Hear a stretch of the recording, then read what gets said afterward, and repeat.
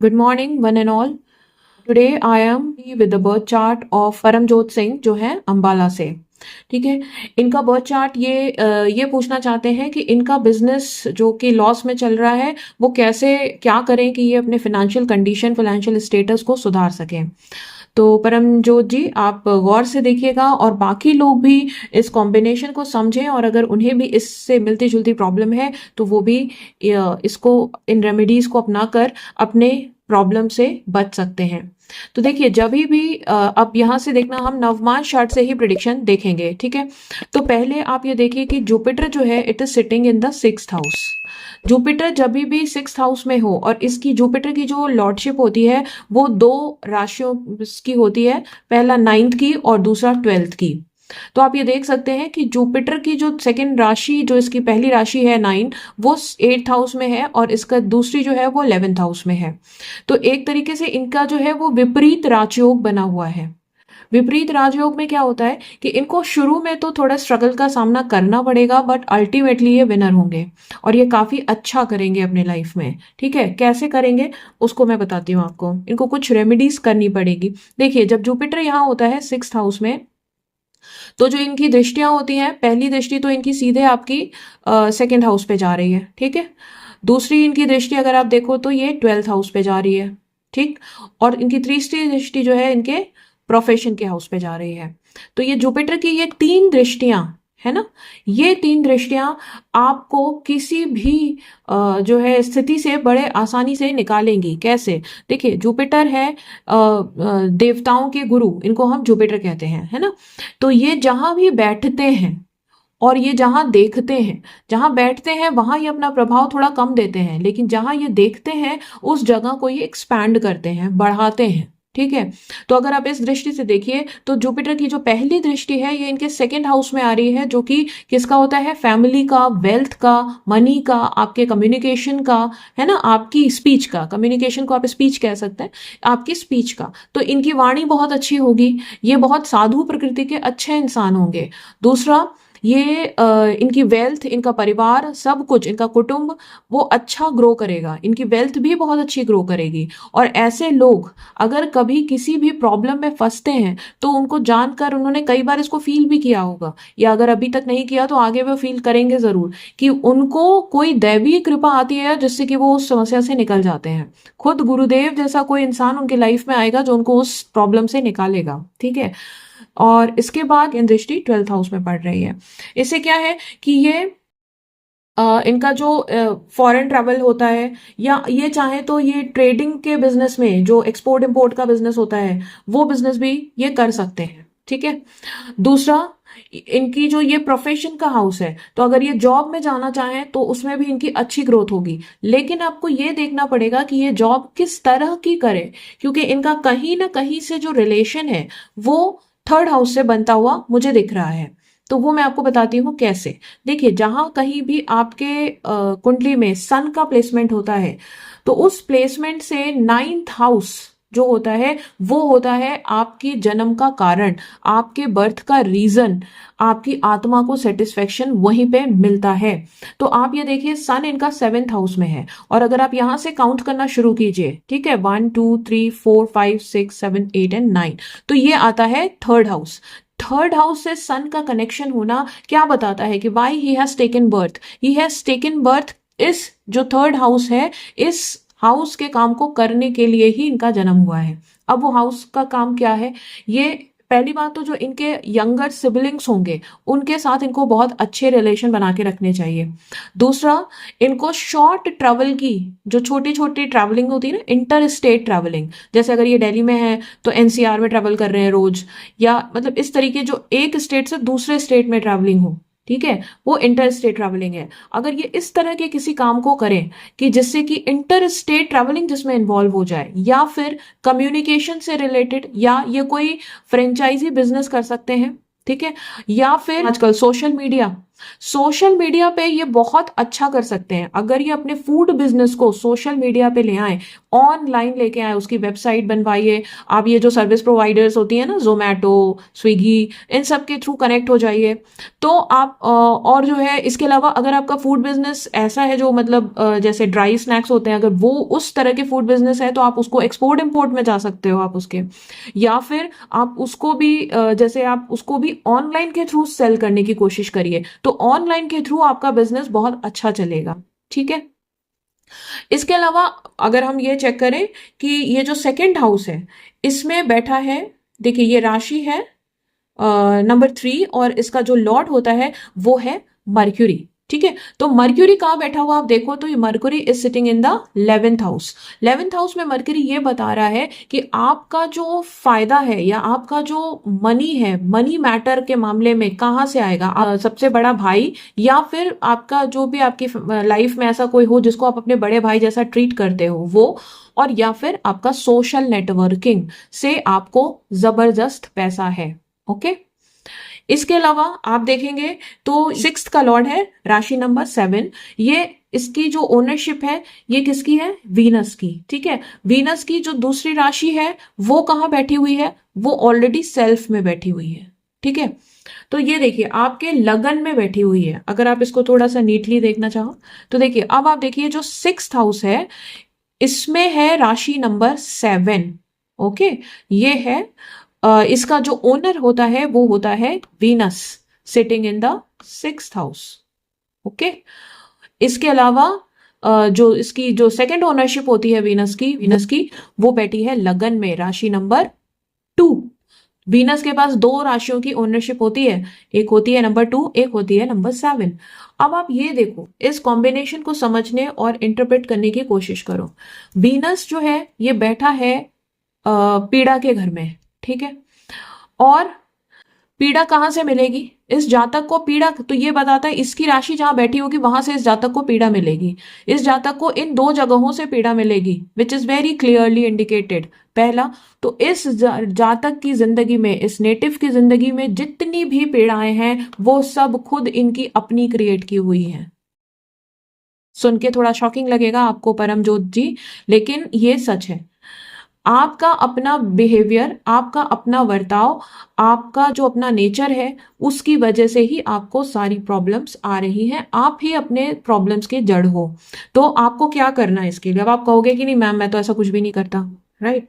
तो देखिए, जैसे मैंने आपको बताया कि जो सन होता है उसका 9th हाउस आपके जन्म का वजह होती है ना? तो जो सन होता है उसका 7th हाउस आपकी आत्मा है, आपका सन, आपके भगवान जो है, आपके जो भी आराध्य हैं वो आपसे वो चाहते हैं कि आप करो। तो इस सन का प्लेसमेंट का जो 7th हाउस है वो है फर्स्ट, राइट? 1 2 3 4 5 6 7। तो ये क्या चाह रहा है सन? आपसे क्या चाह रहा है सन? आपसे ये चाह रहा है कि आप सेल्फ टॉक करो। सेल्फ टॉक क्या होता है ना, अपने से बात करना। तो आप जब भी परेशान हो, whenever you are in trouble, you do self talk. अपनी प्रॉब्लम्स को आप दूसरों को बताने के बजाय आप सेल्फ टॉक करो। क्योंकि देखिए ये दो चीज होती है, एक तो ये आपके दोनों चीज ही इस बात को इंडिकेट कर रही है। कौन सी दो चीज? पहली, सन का प्लेसमेंट 7th हाउस जो होता है सन से, 7th हाउस इट टेल्स कि आपका सन, आपकी आत्मा क्या चाहती है, उसको सेल्फ सेटिस्फेक्शन, सोल सेटिस्फेक्शन कहाँ मिलेगा। दूसरा होता है ना कि आप अपनी प्रॉब्लम आखिर किससे कहो तो वो सॉल्व हो जाए, है ना? हम ये हमेशा सोचते हैं कि अगर हम किसको जाकर अपनी प्रॉब्लम बता दें तो हमारी प्रॉब्लम से हमें छुटकारा मिल जाए। तो ये देखने की ट्रिक आज मैं आप सबको बता रही हूँ। आपके अपने बर्थ चार्ट में जहां भी मून का प्लेसमेंट है, मून है आपका मन, राइट? तो जिस जगह आपके मून का प्लेसमेंट है, आप अगर अपनी प्रॉब्लम जाकर उस इंसान को, उस भाव से, उस हाउस से रिलेटेड जो भी रिलेशन है, अगर आप उसको अपना प्रॉब्लम जाके बोलोगे तो आपकी जो भी प्रॉब्लम है वो बिल्कुल सॉर्ट आउट हो जाएगी। तो अब इनके केस में क्या है? इनके केस में मून लगन में है, ठीक है?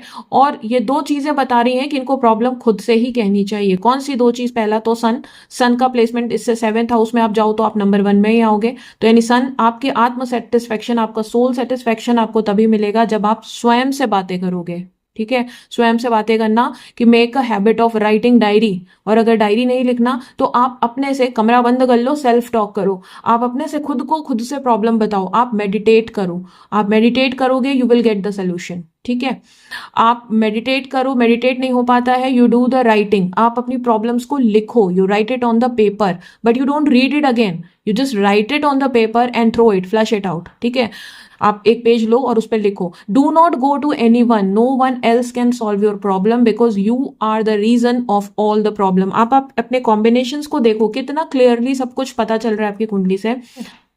पहला तो ये हुआ। दूसरा, ये जो 6th हाउस का जुपिटर है, ये आपको जो अच्छे रिजल्ट्स, बहुत अच्छे रिजल्ट्स दे सकता है। वो कब दे सकता है?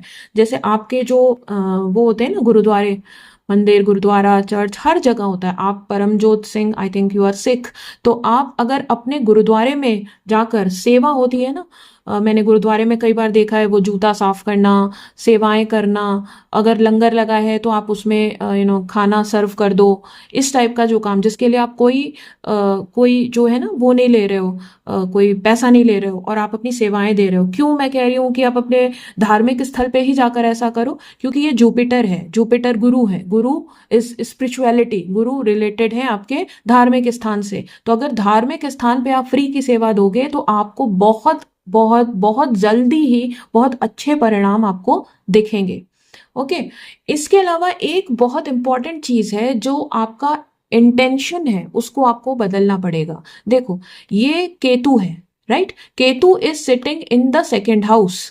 जब केतु 2nd हाउस में है तो इसका क्या मतलब है? केतु 2nd हाउस में होने का मतलब है कि आप जितना ज्यादा अपने फैमिली के बारे में उसको, या अपने पैसे के बारे में, आप अपने जो रिश्ते नाते होते हैं ना उनको बचाने के बारे में, या अपनी वेल्थ को एक्यूमुलेट करने के बारे में सोचोगे, वो उतना ज्यादा खत्म होगा।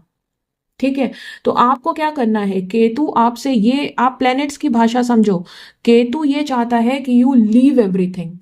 अब लीव एवरीथिंग का मतलब ये नहीं है कि आप जंगल में चले जाओ, संन्यास ले लो। लीव एवरीथिंग का मतलब है, आपका जो इंटेंशन होना चाहिए वो ये होना चाहिए कि यस यार, चलो ठीक है, पैसा है, अच्छी बात है, बट उसको होता है ना एकदम दांत से पकड़ के रखना कि नहीं नहीं नहीं, खर्चा हो जाएगा, नहीं नहीं मेरे पास पैसे नहीं है, खर्चा हो जाएगा। अब बार्गेन करते रहते हैं लोग, तो ये सब जो टेंडेंसी होती है इसको बिल्कुल छोड़ दो। आप इसको जितना छोड़ोगे आपको उतना मिलेगा। फिर आप ये मान के रखो कि जुपिटर तो यहाँ बैठा ही है, जुपिटर जिस चीज को देखता है उसको वो बढ़ाने का काम करता है। Jupiter is meant to expand the things. Okay, तो आपका एक्सपेंशन तो होना ही होना है, लेकिन केतु यहाँ बैठ के आपको ये कंफ्यूजन दे रहा है। केतु की वजह से आप बहुत ज्यादा, अगर आपकी ऐसी टेंडेंसी है, अगर आपकी टेंडेंसी ऑलरेडी लेट गो वाली है तो बहुत अच्छी बात है, लेकिन अगर टेंडेंसी आपकी उसको पकड़ के रखने वाली है कि नहीं पैसा है, बहुत खर्चा हो रहा है, मैं तो बड़े खर्चे में हूँ, तो फिर डेफिनेटली आपको अपनी ये टेंडेंसी छोड़नी पड़ेगी। क्योंकि रोज सुबह हैबिट डालो, ये सब अच्छे काम है, सबको करने चाहिए। In general I think every one should follow this, कि जो बेजुबान जानवर हैं उन पर हम किसी भी तरीके का कोई टॉर्चर ना करें। ठीक है, उनको हमेशा हम ज्यादा से ज्यादा फीड करने की कोशिश करें, चाहे वो चींटी हो, चाहे वो कोई भी जानवर हो, कुछ भी हो। ठीक है, जो बेजुबान लोग हैं उनके लिए आपको जरूर कोशिश करनी चाहिए कि आप खाने पानी की व्यवस्था करिए, दिया जलाइए। जितना ज्यादा से ज्यादा आप अपने गुरुद्वारा में जाके अगर दिया जलाने का आपका प्रोविजन होता है, नहीं तो कैंडल जो भी लिट करिए, दिया जलाए, अगरबत्ती वगैरह नहीं, आप दिया जलाइए। दिया जलाने से आपका लक इवोक होगा। ठीक है, तो ये इतनी रेमेडी है। और इसके अलावा भी अगर आप कुछ और चाहते हैं तो देखिए, यहाँ एक चीज जो आप दिख रही है क्लियर, कि आपका जो फैमिली लाइफ है उसमें थोड़ी सी आपका डिस्टरबेंस नजर आ रहा है। तो डिस्टरबेंस राहु की वजह से है। आपको ससुराल, आपका जो ससुराल होगा वहां से कोई तो एक ऐसा आदमी होगा जिसकी वजह से आपको कंटिन्यूअस जो है वो टेंशन मिली हुई होगी। तो उसको आप इग्नोर करिए, क्योंकि होता क्या है, राहु भ्रम क्रिएट करता है ना, तो वो भ्रम है एक्चुअली, वैसा कुछ भी नहीं होता। वो आप उसको उस तरीके से नेगेटिवली लेना बंद कर दो, वो ठीक हो जाएगा, राइट? तो क्योंकि राहु इज भ्रम, Rahu is not the real thing, Rahu is भ्रम। तो आप जब उस चीज को लेना छोड़ दोगे तो वो अपने आप ठीक हो जाएगा। आपका जो है वो ऋण बढ़ता जा रहा है, जबकि जुपिटर जहां देखता, अगर जुपिटर यहाँ बैठा होता तो आपका ऋण नहीं बढ़ता, लेकिन जुपिटर यहाँ ही बैठा है। तो जिस हाउस में जुपिटर बैठता है, जैसे कहते हैं ना दिए तले अंधेरा, तो जुपिटर जहां बैठता है उस हाउस को वो नहीं ठीक कर पाता, लेकिन उसकी दृष्टि जहां जाती है उन सबको ठीक कर देता है। तो आप एक्सपोर्ट इम्पोर्ट का बिजनेस कर सकते हो, आप फूड बिजनेस बहुत अच्छा आपका चल सकता है, आपकी वेल्थ बहुत अच्छी ग्रो होगी, और आपका प्रोफेशन भी, आप जो है अगर शॉर्ट ट्रैवलिंग इन्वॉल्व करोगे उसमें, अगर आप ऑनलाइन आओगे, अगर आप अपने छोटे भाई बहन और सबसे बड़े भाई, इन दोनों ही रिश्तों से आपको बहुत फायदा होगा, या फिर सोशलाइज करने से बहुत ज्यादा फायदा होगा आपको, नेटवर्किंग करने से सॉलिड फायदा होगा, आपकी अर्निंग ही यही सब जगहों से है। तो लेकिन अगर डिजीज की जो मैं बात कर रही हूँ, तो जुपिटर जहां बैठेगा वो उस चीज में फिर आपको किसी एक डिजीज को वो क्रॉनिक बना देगा। ठीक है, तो उस चीज से बचने से कई बार आपको अस्थमा हो सकता है, डायबिटीज हो सकता है, या फिर आपको जो है लिवर से रिलेटेड प्रॉब्लम आ सकती है। तो इन सब चीजों से बचने के लिए बचने का ये तरीका है कि आप धार्मिक स्थल पे जाकर फ्री की सेवा करो, इसको आप थ्रू आउट लाइफ के लिए रखो। जैसे आप हर जिस दिन आपका छुट्टी है, संडे है, तो आप उस दिन चले जाओ अपने गुरुद्वारा में, और वहां पे लंगर लगता है अगर, तो लंगर में आप फ्री में जो खाना खिलाओ, सेवाएं करो, वो रोटियां बेल देते हैं लोग, या फिर जूते साफ करते हैं, खाना लगाने सर्व करने का काम करते हैं। तो इस टाइप की जो सेवा होती है ना, वो आप रेगुलर करो, हमेशा करो, थ्रू आउट लाइफ करो, अगर आप डिजीज से बचना चाहते हो। और अपनी क्रॉनिक डिजीज अगर कोई आपको हो चुकी है अब तक, आई थिंक ये क्रॉनिक डिजीज का ये बिल्कुल दिखा रहा है, क्योंकि जुपिटर यहाँ है और उसकी जो राशि है, मतलब ये 8th का जो लॉर्ड है, 9 नंबर, ये बैठा हुआ है 6th में। इसका मतलब है कि कोई डिजीज आपको जुपिटर प्लैनेट से रिलेटेड होगी जो कि क्रॉनिक हो जाएगी। ठीक है, तो चाहे वो डायबिटीज हो, अस्थमा हो, लिवर से रिलेटेड प्रॉब्लम हो, इस टाइप की जो डिजीजेज होती हैं वो होकर क्रॉनिक हो जाएगी। लेकिन अगर आपको उससे बचना है तो आपको धार्मिक स्थल पर सेवा का काम जरूर करो। ठीक है, और ये करते ही आपको आपके जो फाइनेंसेस हैं उसमें भी इम्प्रूवमेंट नजर आएगा। और so that's it Prabhjot, I think I have explained, over explained things. Any case अगर कुछ और प्रॉब्लम भी है तो you can get in touch with me, can comment and okay, bye bye, see you.